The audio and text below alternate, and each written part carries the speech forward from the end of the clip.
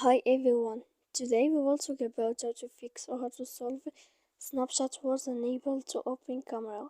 To know how to fix or how to solve Snapchat was unable to open camera, you should just go to settings like this. You will click.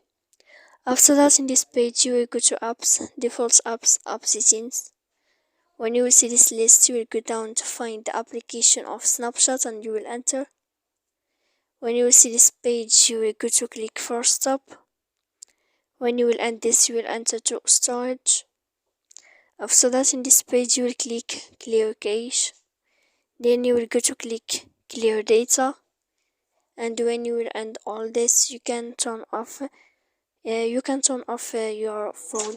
So please don't forget to support us by like and subscribe. See you next time in another video, and thank you for watching. Goodbye.